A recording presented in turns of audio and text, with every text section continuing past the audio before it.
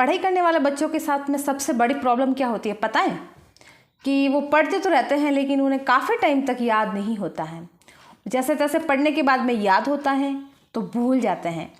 ये दिक्कत आपके साथ में नहीं, सबके साथ में होती है। जो बच्चा पढ़ता है उसे सारी चीज़ें फेस करनी पड़ती हैं। तो डोंट वरी, मैं आपकी इसी समस्या का समाधान करने के लिए कुछ ऐसे पॉइंट लेके आई हूँ जिनको फॉलो करके आप पढ़ा हुआ तेज़ी से याद भी कर सकते हैं एंड आप उसे लॉन्ग टर्म याद भी रख सकते हैं।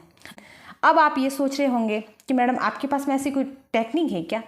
हालांकि ऐसी कोई वैज्ञानिक टेक्निक नहीं होती है कि फटाक से वो तकनीक अपनाई एंड हमें याद हो गया, लेकिन कुछ ऐसे छोटे छोटे तरीके होते हैं, कुछ ऐसे छोटे छोटे पॉइंट होते हैं जिनको अपनाकर, जिनकी मदद से हम अपनी पढ़ाई को बेटर बना सकते हैं एंड जो याद करने का प्रोसेस है उसे थोड़ा फास्ट कर सकते हैं, जिसकी वजह से हमें जो पढ़ते हैं फास्ट याद हो जाता है। एंड कुछ ऐसे पॉइंट होते हैं, कुछ ऐसे तरीके होते हैं, कुछ ऐसे छोटी छोटी विधियां होती हैं, कुछ ऐसी छोटी छोटी विधियां होती हैं जिनकी मदद से, जिनको फॉलो करके हमें वो सारी चीज़ें लॉन्ग टर्म याद भी रह जाती हैं। मैं आपको तेज़ी से याद करने के एंड हर चीज़ को लॉन्ग टर्म याद करने के लिए तरीके तो बताऊंगी ही, लेकिन आपको लास्ट में एक ऐसे टेक्निक बताऊंगी जिसकी मदद से आप हर चीज़ को आसानी से याद कर लेंगे एंड भूलेंगे भी नहीं। तो चलिए बिना टाइम वेस्ट किए स्टार्ट करते हैं अपना वीडियो। हेलो नमस्कार स्टूडेंट्स, जय माता जीरसा, जय माँ करनेरी।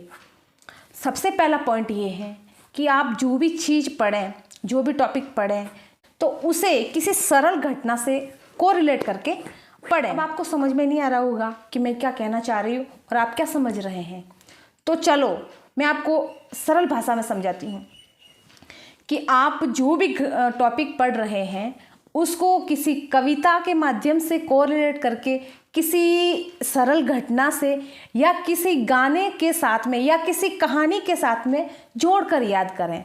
अब आपके माइंड में एक विचार आया होगा कि मैडम सब्जेक्ट बड़े होते हैं, टॉपिक बड़ा होता है, उसमें बहुत सारा मैटर होता है, हर चीज़ को हम उसके साथ में कोरिलेट नहीं कर सकते, हर चीज़ का, हर घटना का हम गाना नहीं बना सकते, हर घटना को कविता से नहीं जोड़ सकते, कहानी से नहीं जोड़ सकते। हाँ, ये बात बिल्कुल सही है, सब्जेक्ट बड़े होते हैं एंड टॉपिक बड़ा होता है तो हम उसको हर चीज़ को गाने के माध्यम से नहीं कर सकते, लेकिन हमें उस सब्जेक्ट में से कुछ टॉपिक ऐसे होते हैं जो याद नहीं होते हैं एंड उन टॉपिक में से कुछ घटनाएं या कुछ चीज़ें ऐसी होती हैं जो हमें याद नहीं होती हैं। हमें याद कौन सी करनी है पता है? जो नहीं हो रही है, वो जो हमें हार्ड लग रही है, वो जो समझ में नहीं आ रही है, उन चीज़ों को तो कविता के माध्यम से याद करना है। उन्हीं घटनाओं को तो एक सरल तरीके से, सरल घटना के साथ में कोरिलेट करके जोड़ कर याद करना है। और उन्हीं जो हार्ड टॉपिक है, जो हार्ड चीज़ें हैं जो आपको याद नहीं हो रही है, उनको एक गाना बनाकर अपनी भाषा में, ऐसा नहीं है कि गाना बहुत ही अच्छा होना चाहिए, जैसा आपको बन रहा है, जैसा आपसे बन रहा है, जैसा आपको समझ में आ रहा है, वैसा आपको गाना बनाना है, कविता बनानी है, कहानी बनानी है एंड उसे अपने लेवल पर याद करना है। दूसरा पॉइंट ये कहता है कि खुद को पढ़ाइए। अब खुद को कैसे पढ़ाएं? मतलब आपने जो चीज़ याद कर ली है उसे खुद को पढ़ाना। जैसे उदाहरण से समझिए, मैं कोई घटना याद कर रही हूँ, 1857 की क्रांति। अब मैं खुद को कैसे पढ़ाऊँगी कि देख निर्मा, 1857 की क्रांति के क्या क्या राजनीतिक कारण थे, क्या क्या धार्मिक कारण थे, क्या क्या तात्कालिक कारण थे, फिर ये घटना कब हुई थी, फिर बताना कि तात्कालिक कारण ये थे, धार्मिक कारण ये थे, राजनीतिक कारण ये थे एंड ये घटना उस दिन से शुरू हुई थी, वहाँ शुरू हुई थी। इस तरह करके खुद को समझाना है, हर चीज़ खुद को ही, खुद से ही एक्सप्लेन करनी है। मतलब पढ़ने वाले भी खुद, पढ़ाने वाले भी खुद। जब ये तरीका आप अपनाओगे ना, तो जो चीज़ें हार्ड हैं, जो सब्जेक्ट हार्ड हैं, जो टॉपिक हार्ड हैं, वो आप आसानी से याद कर लेंगे। तीसरा इम्पोर्टेंट पॉइंट ये है कि आपने जो चीज़ें पढ़ ली हैं उनको बार बार रिकॉल करें। मतलब जैसे आपने कोई हार्ड चीज़ जो आपको समझ में नहीं आ रही थी, जो आपको याद नहीं हो रही थी, आपको उसने पढ़ लिया, एक बार पढ़ लिया, 2 बार पढ़ लिया। अब उसके बाद में जब कहीं आप बैठे हैं, फ्री बैठे हैं या फिर कुछ काम कर रहे हैं, तो जो चीज़ आपने हार्ड पढ़ी थी ना, उसको वापस रिकॉल करें। मतलब याद करें उसको कि आपने क्या पढ़ा था। और ये तरीका हकीकत में बहुत ही बेनिफिशियल है। ये तरीका मैंने खुद ने अपनाया था जब 2018 की वैकेंसी के समय मैंने राजस्थान का एकीकरण पढ़ा था। उस एकीकरण में आपको पता 7 चरण है। 7 चरण में इतनी सारे, एक तो डेट हैं, इतने सारे सन हैं, इतने सारे वो जिले हैं, इतने सारे वो भाग बन रहे हैं। तो इस वजह से मुझे वो सारी चीज़ें एक बार जब मैंने पढ़ी तो मेरे को याद हो गई, लेकिन उसके बाद में मुझे ऐसा लग रहा था कि मैं भूल रही हूँ। तो मैंने 1-2 बार तो पढ़ लिया, फिर मैं छत पर घूमते मैंने हर चरण का रिवीजन किया खुद से। फर्स्ट चरण उस डेट को बना, उस सन को बना, उसमें वो जिले थे और उसमें वो मंत्री थे, उप मंत्री थे, वो राजधानियाँ थी। तो इस तरीके से यकीन मानो एक बार आप करके देखोगे ना तो आपको पता चलेगा कि हकीकत में वो चीज़ बेनिफिशियल है। चौथा पॉइंट ये कहता है कि आप अच्छे वातावरण में बैठकर पढ़ाई करें।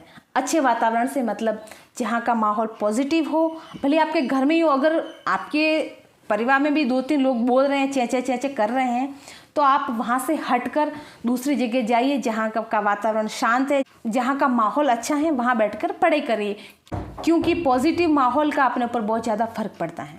छठा इम्पोर्टेंट पॉइंट ये है कि स्वस्थ रहकर पढ़ाई करें। वो कहते हैं ना कि स्वस्थ शरीर में ही स्वस्थ मस्तिष्क का निवास होता है। तो अच्छे से पढ़ने के लिए हमारा शारीरिक रूप से एंड मानसिक रूप से स्वस्थ रहना बहुत ही ज़रूरी है। अपने खान पान का, अपनी दिनचर्या का, अपने सोने का, उठने का, बैठने का, हर चीज़ का एक रूटीन रखें, हर चीज़ को अच्छे से फॉलो करें एंड स्वस्थ रहें। छठा इंपॉर्टेंट पॉइंट ये है कि जो चीज़ भी आप पढ़ रहे हैं लिख कर पढ़ें। अब हर चीज़ लिखना पॉसिबल नहीं है, लेकिन जो चीज़ आपको, जैसा मैं आपको पहले बता चुकी हूँ कि जो चीज़ें आपको याद नहीं हो रही हैं, जो टॉपिक, जो सब्जेक्ट आपको कठिन लग रहे हैं, समझने में परेशानी हो रही है, तो उन चीज़ों को आप लिख कर याद करें। क्योंकि लिखते हैं तो क्या होता है पता है, आप ये सोच रहे होंगे कि मैडम लिखने से टाइम वेस्ट होता है। हाँ, टाइम थोड़ा ज़्यादा लगता है, लेकिन अगर अपन को उन चीज़ों को परमानेंटली याद रखना है और अच्छे से जल्दी से याद करना है तो ये काम आपको करना ही पड़ेगा। सफलता बलिदान मांगती है। बलिदान मतलब खुद का बलिदान नहीं, हाँ, पढ़ने का बलिदान, अपने वक्त का बलिदान। अपन लिखते हैं ना तो वो चीज़ें अपनी नज़रों के सामने से होकर गुजरती हैं। सबसे पहला तो जब हम कोई चीज़ लिखते हैं ना तो हमारा जो माइंड है ना कहीं और नहीं रहता है, और हमारा जो माइंड है वो लिखने वाली चीज़ में कॉन्सेंट्रेट रहता है। तो सातवां इम्पोर्टेंट पॉइंट ये है कि जो चीज़ आपको याद नहीं हो रही है, कठिन लग रही है, उस चीज़ को ज़ोर ज़ोर से बोल कर पढ़ें। क्यों? क्योंकि जब आपकी खुद की ही आवाज़ आपके खुद के कानों में पड़ेगी ना तो आपका माइंड एक्टिव रहेगा, कॉन्सेंट्रेट रहेगा, उस बात को सुनेगा, जिससे कि आपको वो चीज़ आसानी से याद हो जाएगी एंड लॉन्ग टर्म मेमोरी में फिक्स हो जाएगी। आठवां और लास्ट मोस्ट इम्पोर्टेंट पॉइंट ये है, जो चीज़ आपने पढ़ी है याद तो हो गई, लेकिन उसको भूलने से बचने के लिए उसका रिवीजन करते रहें। पहली बार रिवीजन करें 7 दिन में करें, दूसरी बार करें 15 दिन में करें, तीसरी बार करें महीने में करें, उसके बाद में मंथली रिवीजन करते रहें, जिससे क्या कि वो चीज़ें बार बार रिवाइज होती रहेगी एंड आपके माइंड में फिक्स होती रहेगी। ये तो हो गई पढ़ाई को जल्दी याद करने की बात एंड उसको लॉन्ग टर्म मेमोरी में फिक्स करने की बात। अब उसके बाद में मैं आपको एक ऐसी तकनीक बताती हूँ जिसकी मदद से आप हर चीज़ को आसानी से समझ लेंगे। उस तकनीक का नाम है माइंड पैलेस तकनीक। पहले नाम सुना है तो ठीक, नहीं सुना है तो कोई बात नहीं। माइंड पैलेस तकनीक में क्या होता है कि जैसे आपको कोई घटना या कोई चीज़ जो आपको समझ में नहीं आ रही या मुश्किल लग रही है, जैसे मोस्ट ऑफ स्टूडेंट के साथ में जो सन होते हैं ना वो याद करने में दिक्कत होती है, और रेगुलर कंटिन्यू एक जैसी घटनाएं होती है ना उनको याद करने में दिक्कत होती है। तो माइंड पैलेस तकनीक में ये होता है कि आप एक अपने अंदर एक आभासी दुनिया बनाइए। आभासी दुनिया से मतलब आभासी मकान, ऐसा घर जिससे आप परिचित हैं, खुद का घर, या फिर ऐसा आभासी विद्यालय, आभासी कोई स्थान या कोई पैलेस, पड़ोस का घर, कुछ भी होता है, आपको अपने कल्पना में बनाना है। और उस घर में, उस विद्यालय में जैसे दैनिक घटनाएं होती है ना उसी तरह अपने कल्पना में उन घटनाओं को एक के बाद एक बिठाना है। इस चीज़ को मैं आपको एक एग्जाम्पल के माध्यम से समझाती हूँ। जैसे आपको पढ़नी 1857 की क्रांति, अब उसमें बहुत सन होने की वजह से पहली बार स्टूडेंट को समझ में नहीं आती है। तो आप कल्पना करो कि एक विद्यालय है, आपस में किसी की बनती नहीं है, तो इस वजह से वहाँ पर आप मानो कि क्रांति होने वाली है। तो उस क्रांति के कारण क्या हो सकते हैं, तो अपन को वो विद्यालय वाले कारण नहीं लेने, अपन को कारण वो लेने हैं जो उस वक्त हुए थे। तो फिर आप खुद को समझाओगे कि उस विद्यालय में क्रांति के कारण वो थे, वो धार्मिक कारण थे, वो तात्कालिक कारण थे। फिर आप वापस खुद को कल्पना में ये समझाओगे कि ये फिर क्रांति होती है, मतलब एज ए बहस जो क्रांति होती है उस दिन शुरू होती है, उसमें वो इन्वॉल्व होते हैं, वहाँ पर इतने 5 से 6 गुट बनते हैं, वो गुट इन्वॉल्व रहता है, वो गुट इन्वॉल्व नहीं रहता है, उस गुट का विशेष योगदान होता है। तो इस तरीके से करके एक काल्पनिक जगह, काल्पनिक घटना आपको क्रिएट करनी है और खुद को समझाना है। ये तरीके आपको सुनने में थोड़े अजीब लग रहे होंगे, लेकिन एक बार आजमा कर तो देखिएगा कैसे आपको याद नहीं होता है। आपके कठिन विषयों के साथ में इन चीज़ों को फॉलो करना है, बाकी सरल वाली जो अपने इंटरेस्ट की है, जो सरल चीज़ें हैं, जो आसानी से समझ में आ रही हैं, उनके साथ में कोई चीज़ ऐसी अप्लाई करने वाली बात है ही नहीं। पढ़ते रहिए, बढ़ते रहिए, अपनी सफलता को हासिल करिए इन्हीं शुभकामनाओं के साथ। धन्यवाद। ऐसे ही यूज़फुल वीडियो के लिए जुड़े रहिए मेरे साथ।